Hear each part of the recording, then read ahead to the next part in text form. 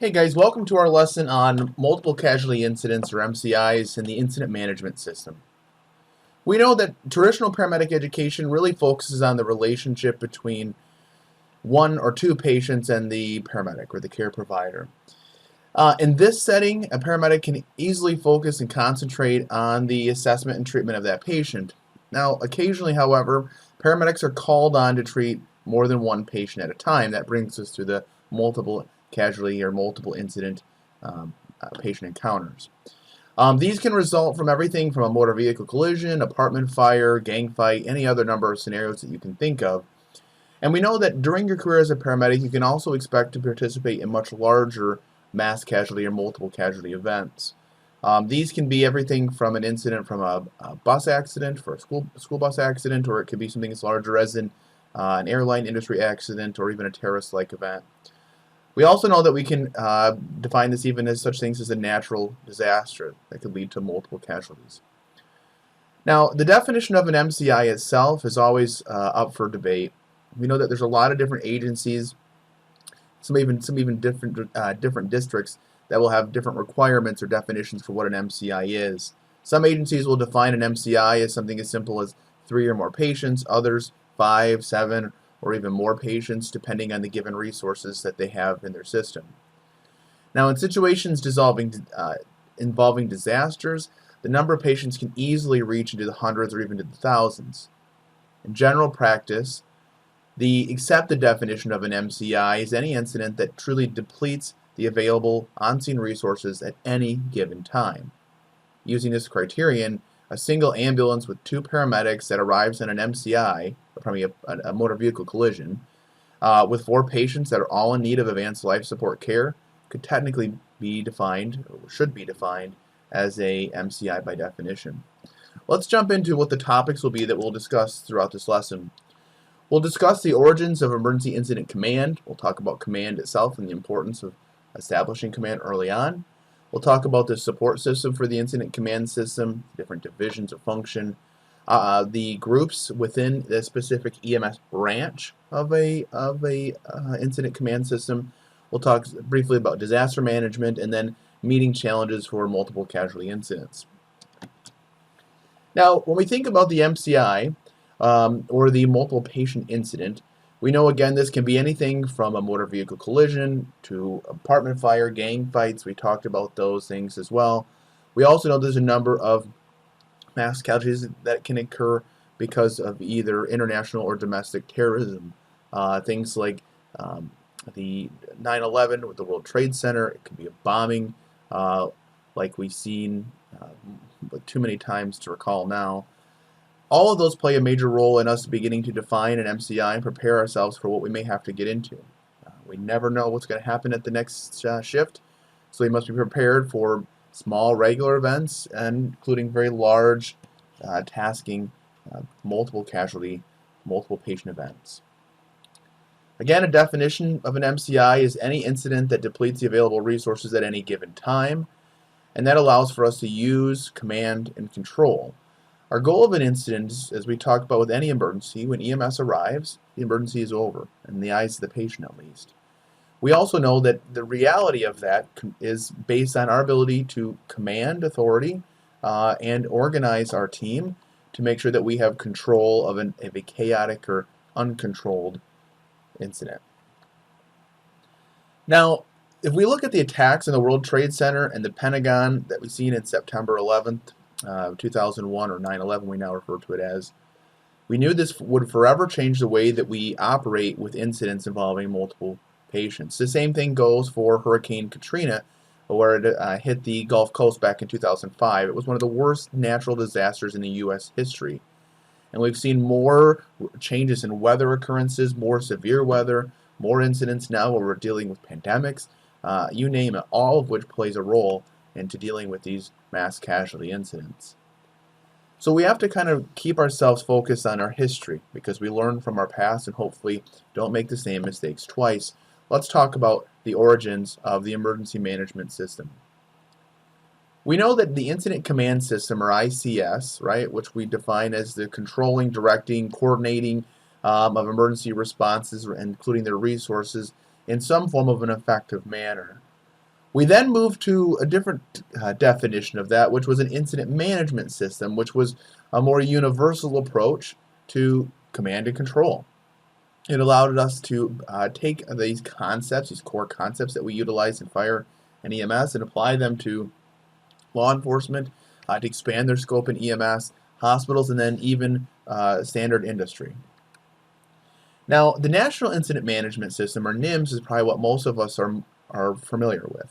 This is prescribed by the Homeland Security through a presidential directive, which was the Homeland Security Presidential Directive, also known as HSPD. What it did is it required all emergency service agencies to develop and implement an incident management system. This was one of the big things that we seen after 9/11, because there was such a drastic failure to communicate with each other and loss of life that there needed to be some type of standard approach where people could at least communicate with each other.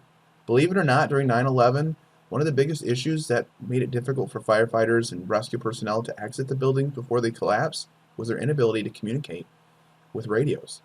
The radio channels did not allow for direct communication back and forth between incident command. It left gaps in the network, making it harder for them to recognize the need to exit the building prior to its collapse. We know that all EMS agencies need to be aware of the requirements of NIMS and be compliant with those requirements. And we know that in the future, additional funding from the federal government may be withheld for many jurisdictions that fails to adopt these requirements to respond to emergencies. Again, it's very important that all providers, all rescuers, all responders are on the same page all the time, at least as much as we can. We know the idea of good communication is important. It always reminds me of the 6 P's. Let me see if I can get this right. Perfect practice prevents piss poor performance. Perfect practice prevents piss poor performance.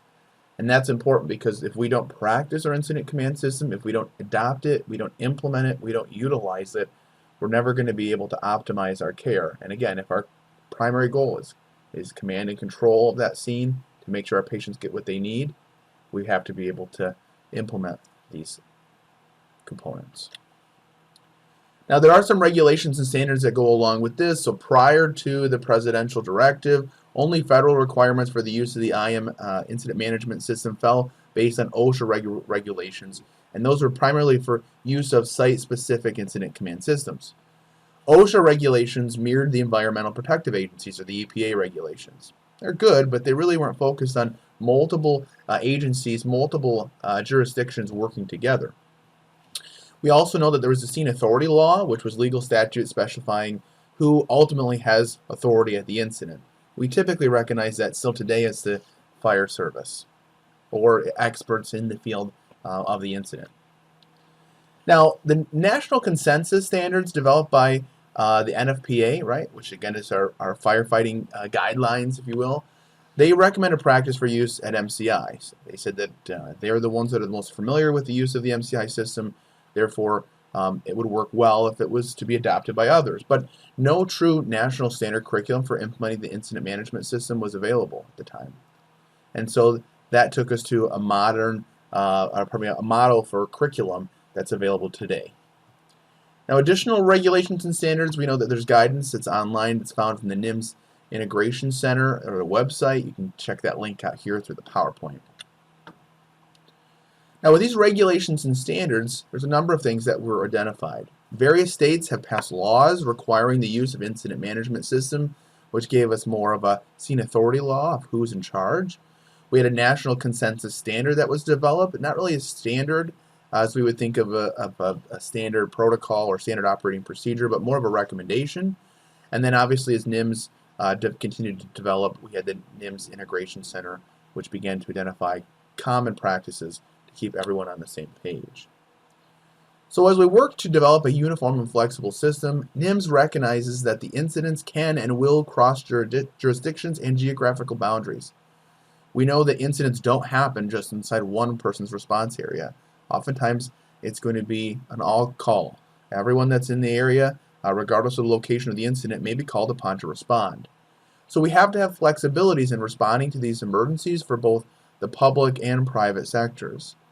We need to have good working mutual aid contracts for mutual aid coordination, including mutual aid coordination centers. These are things where we see civil government officials that exercise direction and control in an emergency or in a disaster. Typically for EMS, these are run through a local med control authority or a regional medical control authority. These should be located in a very secure and protected location. Here for Calhoun County, that's located in the basement of the county building. CFLOP was the acronym that was utilized for educational purposes on how to make sure that we're preparing providers to operate in a uniform yet flexible system. CFLOP stands for C for command, F for finance and administration, L for logistics, O for operations, and P for planning. Now, as we look at each one of these components, we'll dive a little bit deeper as we go. Let's start with command. With command, we have to start first with the incident commander or the IC. They're the individual who essentially runs the entire incident. They're responsible for coordinating the many activities that occur. They also have the ability to delegate authority, which is important. It gives them a larger span of control. And typically we would do an example in class where you would stand up and I would assign you multiple rules. Maybe continue to see how the tiered effect approach would work under an incident commander. The IC must also be qualified and competent in both their history as a provider and as their training for those personnel to respect and operate effectively underneath them. Just because you're a chief or because you're a supervisor doesn't mean you're the best person to run an incident command system. And we have to recognize our scope and our abilities. The first thing that you would need to do when you arrive onto a scene of a potential MCI is going to be to establish command. Right? Establish command, then begin to establish control. So the first arriving unit, typically a public safety unit, should establish command. From this component, you're going to be the first one on scene. You're pulling up. You would radio that you are in command at this point in time, and then complete a windshield survey of the scene, relaying information that you see. Right? So what do you see from your window as you approach? Do you see a car turned over? Do you see a vehicle on fire? Do you see smoke showing from a house? Do you see number of patients that have been exposed to unknown gas or substance? All those things need to be reported back prior to you exiting your vehicle. Again, that allows for you to remain safe and to keep others that are responding behind you safe as well. And you should really do this window survey on every scene that you approach. It gives you a good ability to get into the right mindset and to focus prior to entering. Now, the incident size-up is probably one of the most important steps, especially when it talks about safety. A formal evaluation of the situation surrounding the incident ensures that there's a high level of situational awareness. Remember, situational awareness is where your head is on a swivel. You're paying attention to everything that you can. There's three main priorities that we see during the initial scene size-up as part of that situational awareness. One is life safety. Our biggest concern is protecting the lives of those on the scene and those responding to the scene. We also know that step number 2 is just as important, which is creating stabilization for the incident. This is the beginning of your control aspect. We identify command, we keep people safe, and then we need to stabilize what's happening around us. Beginning to get ambulances in, beginning to work on patients, maybe getting into extrication, gaining access, any of those types of components. The last thing that we're concerned about, and we are concerned about it, but it's probably on the least of the priority list, is property conservation. Now, the fire service is much more focused on this than we are in EMS, but it still plays a role as that unified command system. With life safety, the top priority in any incident that we're responding to as medical personnel is going to be to observe and protect rescuers. That's number one. That includes yourself from any identifying hazards, and then our patients. But remember, your safety and the safety of your fellow responders comes first. After that, those that are involved and their well-being. We know that typically we will then see a standardized triage approach implemented. This is oftentimes done at the direction of the triage officer. Now, when we think about incident stabilization, we're talking about a very broad term. In essence, it's oftentimes even more difficult than it is to define, to implement. We have to recognize that there's more than one type of incident. There is an open incident and there are closed instances. Open incidents, or uncontained is probably a better terminology to use, is where we have an incident that has the potential to continuously generate more patients at any given time. This could be a chemical release, this could be a building collapse, this could be an incident that's going to take too many resources to handle than what we have the capabilities of now, so more patients will continuously be produced. An apartment fire could be one, a building collapse, a hazmat exposure, an infectious disease. Any of those types of components could be considered part of this. Natural disasters are very common as well. A close or contain incident is much more easy for us to control, and it's also more common for us, right? This is typical for a motor vehicle collision. This may be incidents of even a building fire for that matter. We know the injuries have already occurred, and that as soon as the incident scene is contained, that the injuries will no longer produce new patients, or the scene should no longer produce new patients. Now, with property conservation, this should include the protection of not only the property that's around the scene, involving the buildings and yard work and landscaping and road structures and infrastructure, but also the environment. This includes things like waterways, drainages, air quality, all those different components. We also know that in general, most MCIs are either won or lost in the first 10 minutes. You get 10 minutes to control the scene with your command authority before the tone of that MCI will be set and the direction will be determined. We know oftentimes that these MCIs, even if it's an active shooter event, something along those lines, we have that first 10 minutes to really make a difference. We really also have known through a number of studies, again referencing domestic terrorism or active shooter events, that the way we approach these incidents really do make a difference, especially if we're thinking about that first 10 minutes.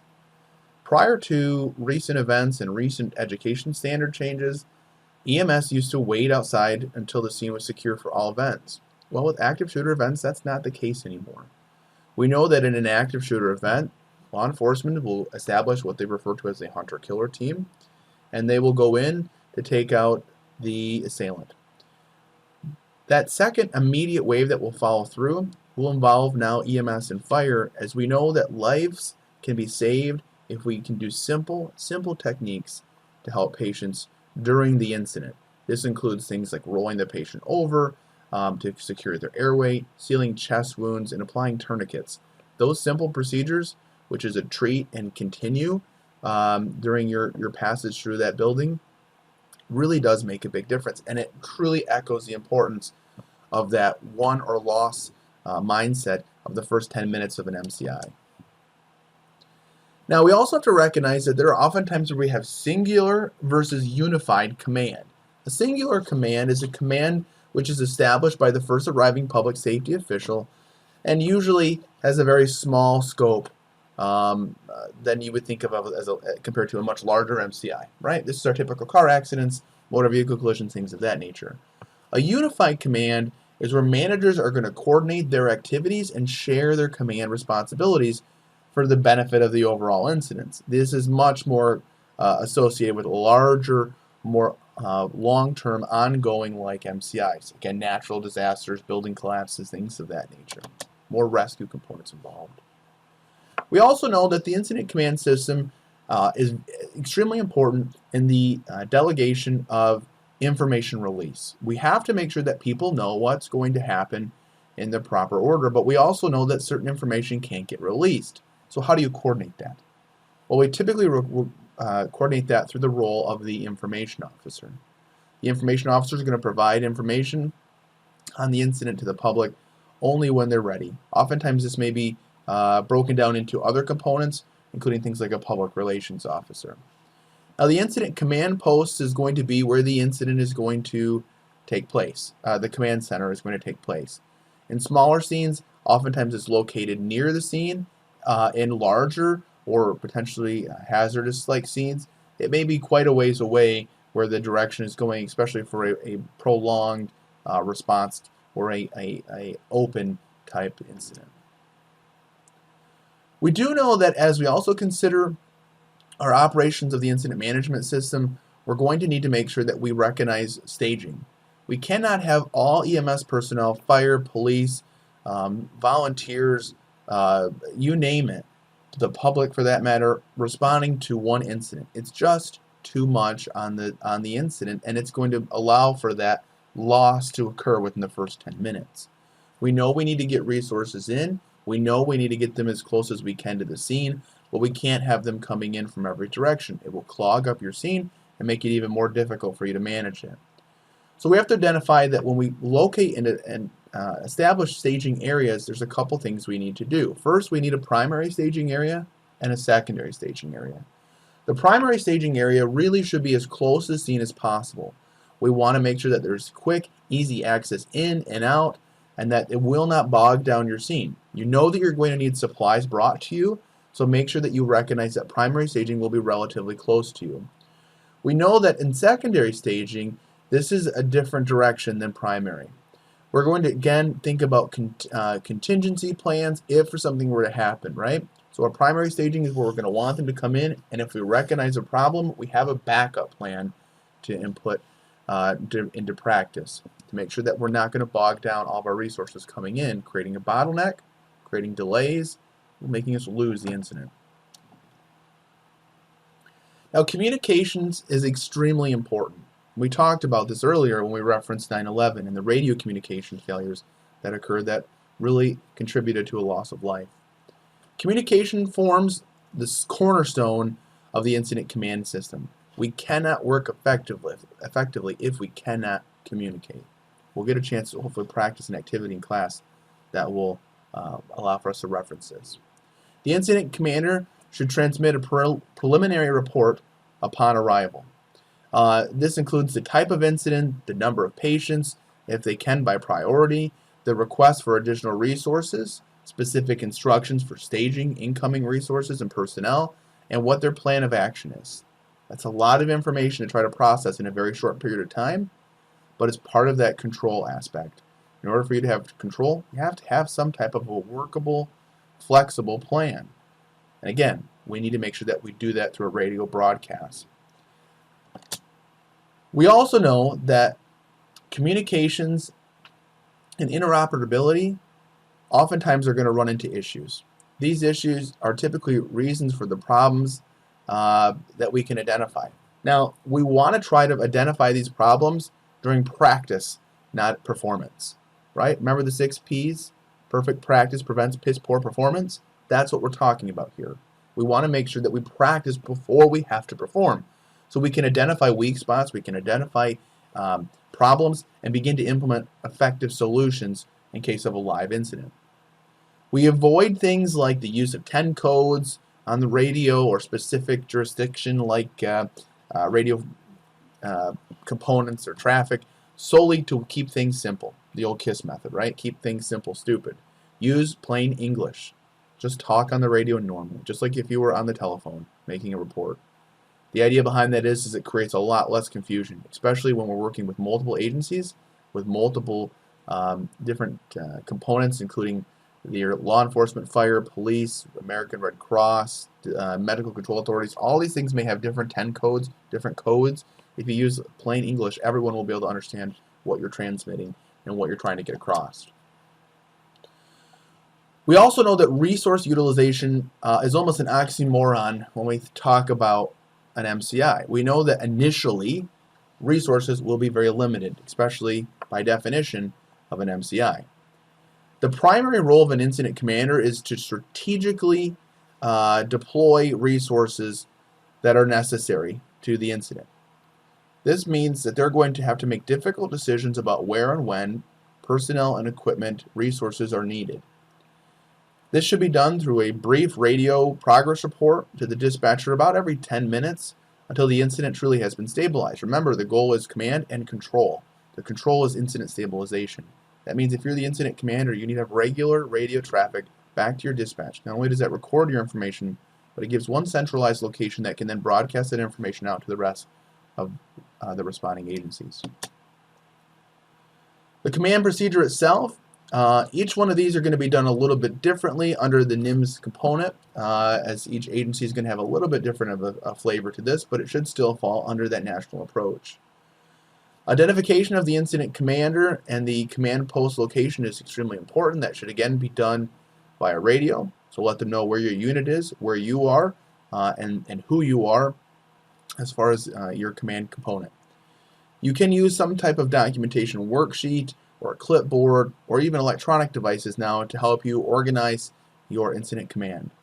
We know initially for first responders on scene, this may not be something that we have the resources to do, but as the scene develops and resources continue and command may need to be transferred, this will allow for the proper documentation and recording aspects to be implemented. Remember, command is only transferred face to face. You cannot relinquish command to someone if they are not standing directly nose to nose with you. It is possible to go ahead and notify that command is being relinquished and who will be taking over via radio after a report has been done face to face. So remember that to transfer command, it must happen face to face, and then it must immediately follow by a radio traffic to your dispatch or to other responders, allowing them to now know who they should identify as the active incident commander. Now let's jump to the end. We've worked on command, we've worked on control of the scene. We're now at the point where we can terminate command. Termination of command happens once the incident has progressed to the point where the incident management system is no longer needed. We know that resources can be reassigned or even released as the incident progresses, because again, we don't want to bog down our scene by having too many chefs in the kitchen. Is that kind of a good way to look at it? Right? You ever heard that saying, too many chefs in the kitchen makes it hard to cook? Too many hands in the pot. Now, when we think about support of the incident command system, we have to recognize that CFLOP once again, right? There are 4 primary sections that we would look at when we're developing or implementing, I should say, the incident command system based on these functional areas. Again, we're talking about finance and administration. Those are more larger scenes that we typically would see. Logistics of how we're going to get in supplies. Those include things like food for your responders. It could involve drinks. It could involve some type of rehab if it's a very hot day or hazardous material scenes. What type of operations and planning do we need as well? Now, each of these sections, when we think of a large incident, is going to have a section chief, and we'll talk about that now. The basic organization for what we would think of in an EMS operations setting would be that you would have your primary incident commander, and then you would have an operational section chief. That sectional chief would oversee the triage unit, the treatment unit, and transport unit. This is typically the eyes on the ground would be your operational section chief. This works pretty well for most incidents. Now there are occasions where we're going to need to have additional command staff. This could be a safety officer, someone who's going to keep an eye out for safety related issues, a liaison officer who's going to help coordinate activities between different agencies, an information officer which is going to help release proper information to the right people at the right times, and then believe it or not, mental health support as well, because some of these incidents, for as long as they can go on, we know that there can be a lot of toll on the rescuer. Think of 9/11 or Katrina when it came to rescuing all of these bodies, or actually, recovering these bodies. Your safety officer is important because they're the eyes and ears for safety. They're going to monitor risk management activities and corrective hazardous conditions. It corrects hazardous conditions. Again, their whole purpose is to keep you safe and keep the environment as safe as possible while we perform our duties. Again, they'll observe all personnel for inappropriate behavior. They're also going to provide a safe work environment at all times. Their whole goal is to make sure things move safely and move forward. The liaison officer functions as the contact person for outside agencies and representatives. They're going to coordinate with the Emergency Operations Center, the EOC, and they communicate with any outside agencies and representatives to help make sure that things come together as they need to. Your information officer or your public information officer provides information to the news media. You get a large scene, you're going to get bombarded with people wanting to know information. Number one is if you're not in a command position or an information officer position, just don't say anything. Just say, I'm unsure at this time, I've got lots of things to do, I need to get back to work. And then avoid the conversation as much as you can. Don't give any information because you don't know what information is available, what information is secure, and really who said what already. Again, it establishes a media area where they can actually provide these regular updates. It prepares media briefings and releases. It also coordinates tours of the incident area as needed by SET personnel. Remember, this is again for much larger scenes than we would typically think of just your MVA or smaller incidents, more closed incidents. Mental health support, again, rotates personnel to facilitate rest. Fatigue is something that's going to happen regardless, but rescuers oftentimes fail to recognize that. They're so concerned about making sure that they are contributing with their skill set that they oftentimes forget to take care of themselves. So this mental health support allows for the evaluation for signs and symptoms of stress. It also allows for some, believe it or not, psychological first aid, which allows for the basic needs of that responder or that rescuer to be met. That includes food, drink, rest, and then even long-term related issues as well. And again, this needs to be provided at both small and large-scale responses because your mental health is really important. We know that we don't do a good job in EMS or public safety for that matter, or even healthcare, for dealing with the emotional stress that we deal with. Finance or administration, this is where we're going to be coordinating the bucks. When things need to happen and money needs to move, these are the people that are going to take care of it. They do a time assessment, they're going to authorize procurement of resources, and they're going to analyze costs to make sure that we're trying to be as financially responsible, fiscally responsible as we can while meeting the needs of an incident. Logistics, this is going to support the incident operations.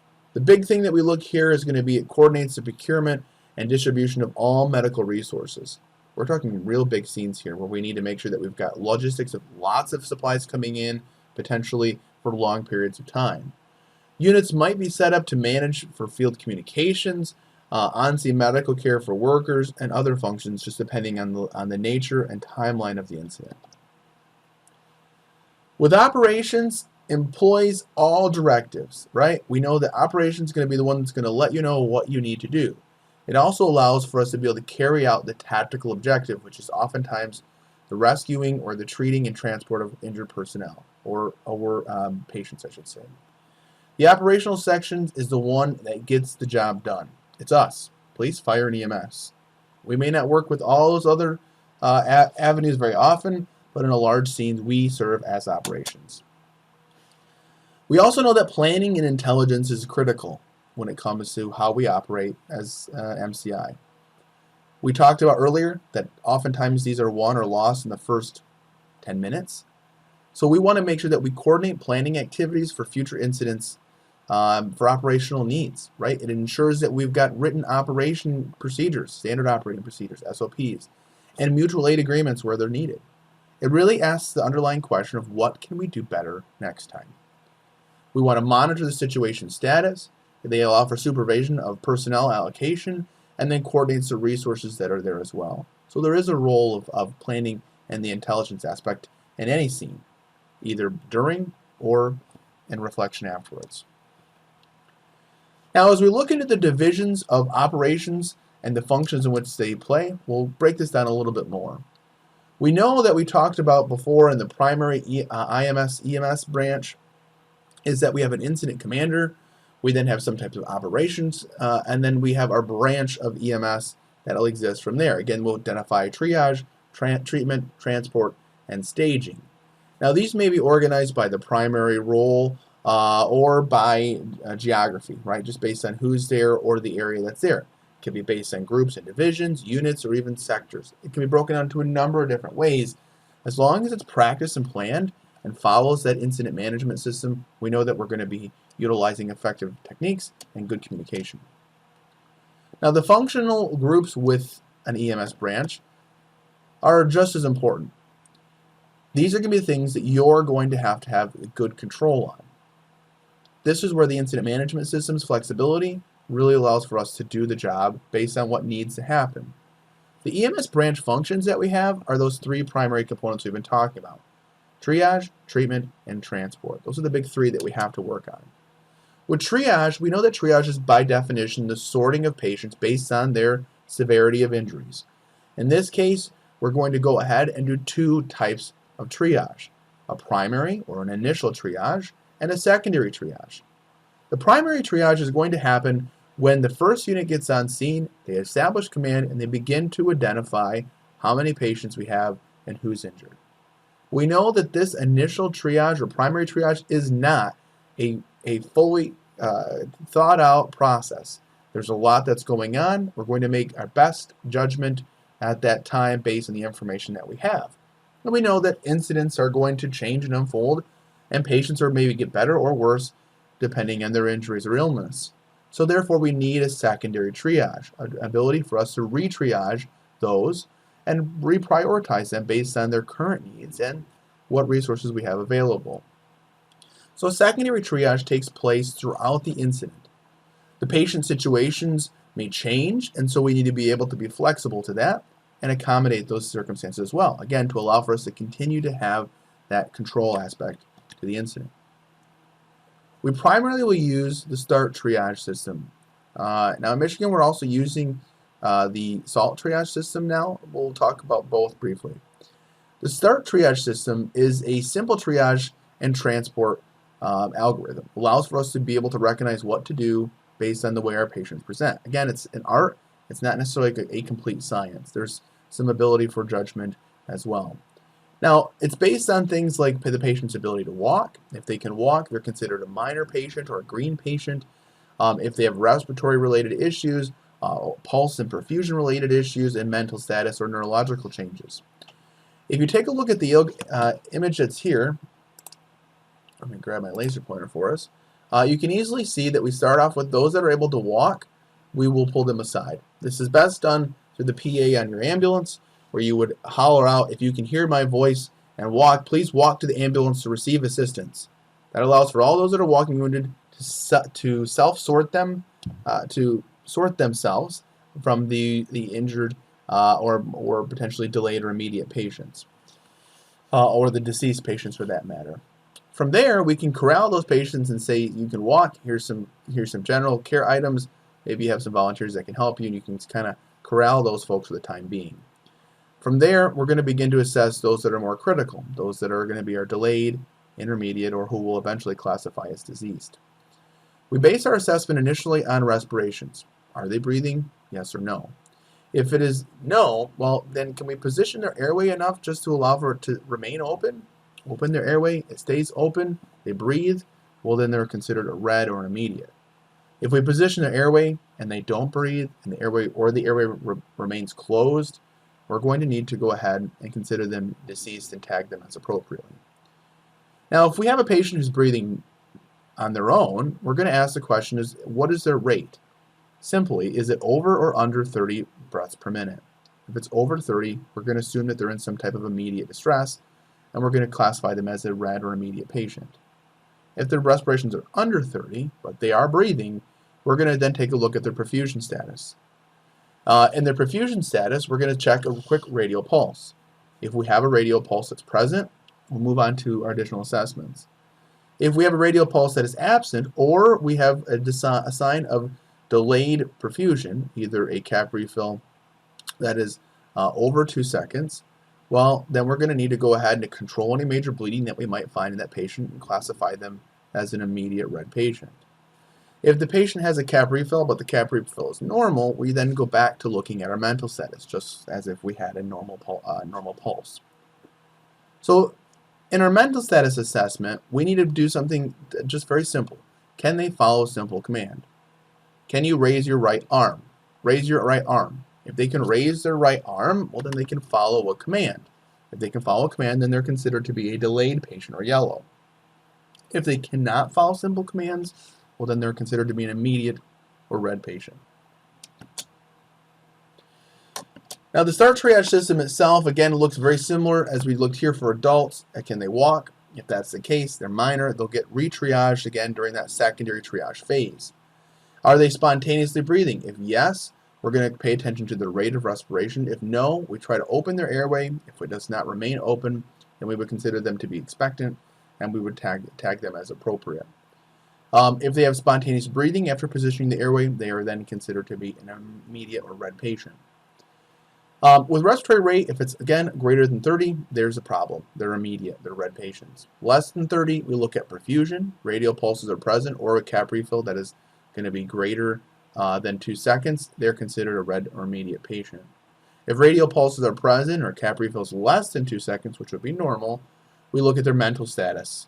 Mental status is normal. They can obey commands. We're going to classify them as a delayed or yellow triage tag card. If they are unable to follow your commands, then we would consider them to be an immediate or a red triage tag patient. Now, if you look at the triage categories here, you can see that an expectant or black triage tag color, the victim is unlikely to survive given the severity of injuries, level of available care, or both. If someone's in cardiac arrest, we cannot, I hate to say this, we cannot utilize those resources because that one patient would absorb the majority of the resources on an advanced life support ambulance, where we could treat a multitude of yellow, green, or even red patients with the same amount of resources. Our red or immediate triage tag color, these are victims that can be helped by immediate interventions and transport, requires medical attention within minutes for survival, that includes up to 60 minutes, and includes compromises to the patient's airway, breathing, or circulation. For delayed yellow triage tag color, the victim's transport can be delayed. We know that this includes serious and potentially life-threatening injuries, but their status is not expected to deteriorate significantly over several hours. That's the key there, minutes versus hours. And then our green triage tag color or minor patients, these are victims with relatively minor injuries. Status is unlikely to deteriorate over days, and they may be able to assist themselves in their own care. We would refer to them as the walking wounded. Now, with START, again, we talked about first by identifying the walking wounded, getting those patients out of the way. From there, we're going to go ahead and still figure out who's expectant versus immediate, paying close attention to our respiratory rate, and then moving into our perfusion status. Again, if perfusion status is considered normal, we're going to go to mental status and then determine if they can follow commands or not. If they can follow commands, they're delayed. If they cannot, they are an immediate patient. We also utilize the Jumpstart triage system for pediatrics. Again, it's similar, but it allows for us to be able to have specific objectives for that of providing triage for pediatrics. This would be primary in case of a bus accident or school incident, school shooting, something along those lines. Now, your triage tagging and labeling can come in a number of different fashions. Regardless, the whole purpose of tagging patients is to sort them. It allows for us to alert care providers of a patient's priority and then hopefully prevent re-triage of the same patient again until they've reached that secondary triage stage. And then it serves as the tracking system. We have to still record and document where these patients have gone, how we've cared for them, and who's assessed them. All those things are done through the triage tags and labeling component. There is a need for speed, believe it or not. Essential items, things like tags or tapes, portable radios, command vests, and a flashlight oftentimes are some of the biggest things that you're going to need to get your incident command's operational component off the ground. It should take you less than 30 seconds to triage each patient, but you got to be able to do it. If you can't see what you're doing, you're not going to be able to triage appropriately. You can't radio back or continue communications as you move from patient to patient, and you need to make sure that you're identified as a provider, not a patient, so the vest provides that visibility. We also know that tape can be utilized as well too, just red, yellow, and green tape. It could be little strips of tape, it could be cloth tape, it could be masking tape. It doesn't matter, but something that's going to clearly visually identify them as a red, yellow, green, or black triage. Again, we can do this individually, or it can be assigned to units themselves depending on the size of the incident. Typically, I'm going to begin to establish incident command, and I'm going to go ahead and give my most competent provider partner the ability to do triage. It doesn't mean that when we triage someone that they will remain that status for forever. It's just a temporary designation until secondary triage can happen when more resources and time is available. We also may have to make sure that there's a place for proper sorting. We cannot have bodies from those that are deceased scattered all over an incident. We need to organize them just as much as we need to organize the walking wounded and our immediate and delayed patients. So we'll have to establish a morgue.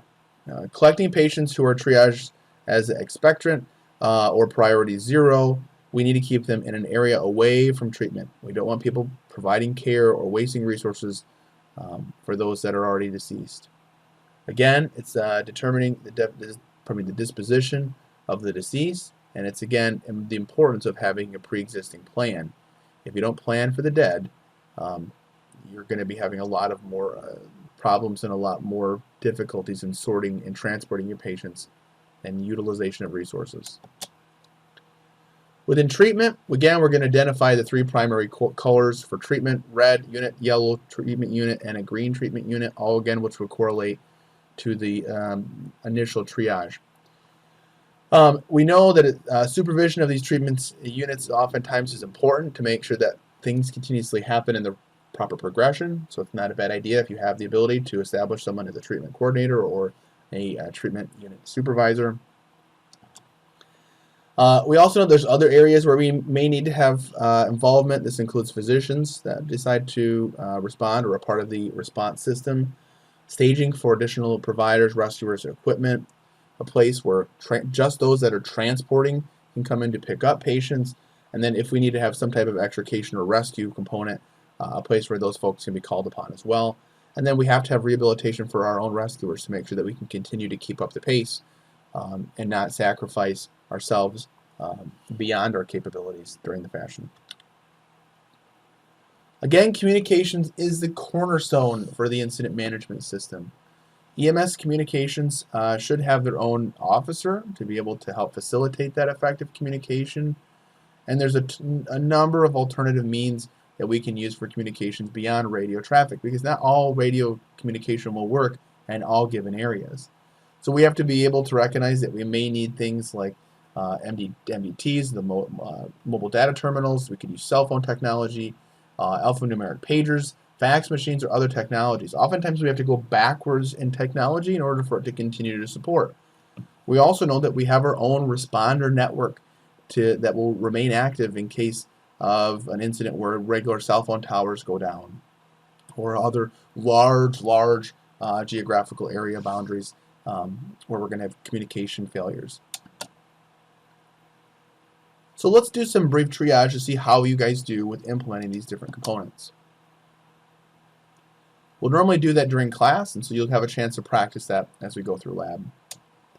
With disaster management occurs in the following 4 primary stages. First is mitigation, where we try to get ahead of situations before they occur. We also want to plan for the what if. What would happen if this or that type of incident occurs? It allows for us to be able to plan and prepare. Then we have our general response component, where when we have a disaster, we're going to have to go and respond into that situation to try to control. And then as that situation rolls and develops, we know that at some point in time there's going to be a need for a recovery phase. We'll dive into each one of those a little bit further. The mitigation is the prevention or limiting of disasters. If we can take a look here, we know that if one of the biggest issues we have is the blocking or flooding, for example, of the streets, we can easily see that that can affect our ability for fresh air to get into a building. Oftentimes, those things need to be readjusted to make sure that in case flooding were to occur, we'd have the ability to allow for adequate airflow into that building. We also know that planning becomes extremely important. We have to be able to see all the different areas of what's going on and take parts in the hazard analysis, and then we'll rate these hazards according to their likelihood for those disasters for occurring. They're going to devise relocation plans and evacuation procedures depending on different types of issues and flooding, components of that nature, and then also provisions for an efficient communication system to allow for operations to fold out. One of the last is your response. This is a disaster almost always requires outside assistance and alternative operational plans. Because we're dealing with mutual aid, we're dealing with multiple jurisdictions, we have to again remain flexible. During the recovery phase, you can see that as the incident evolves, the return of your department, your jurisdiction, and your community back to a more of a normal phase, you need to be able to have a recovery plan, one that's going to allow for you to be able to contribute what's going on to your local community while maintaining the needs of that long-term or ongoing incident. Meeting the challenge of multiple casualty incidents are not for the faint of heart. and we know that there's a number of ways that we can increase our effectiveness. First, we have to recognize common problems. Common problems occur. Not always do we do the best at recognizing them during an incident, but if we can anticipate them, again, in planning and in our performance or pre-planning performance, we can do more to mitigate those. We should drill and critique ourselves regularly. We should assess potential disasters related to your area and then run mock disasters to see how the system operates. Try to identify what weaknesses you might have as you develop and implement plans, and then again, train as often as you can with the incident management system. The more you practice, the better you'll perform. We also know that disaster mental health services are really important. We cannot consider ourselves to be invincible. We know that we too can fall to the dangers of an incident, not only of those that are involved in the rescue or the incident itself, but to the mental long-term effects that can occur because of those incidents. We need to have screening of rescuers and victims for abnormal signs in response to traumatic stress. Remember, that doesn't happen at the scene always, but it can happen months or years later on down the line, and we have to be open to helping those folks get the care that they need. It also needs to involve mental health professionals. Just as we are the professionals for first aid and pre-hospital care, we need to make sure that we have proper psychological first aid care provided by those mental health professionals. In summary, we've talked about a lot of things with the incident management system. There'll be a number of additional videos that you'll find on the lesson as we go through. We did talk a lot about the origins of the incident command system, how it's developed. We talked about the command and control aspect and how do we support the incident commander? How do we operate in the different operational functions that we see in the different functional groups within our branch of EMS? And then how do we deal with disaster management and then meeting the challenge of multiple casualty incidents? I hope this lesson was useful for you, and we'll catch you guys on the next one.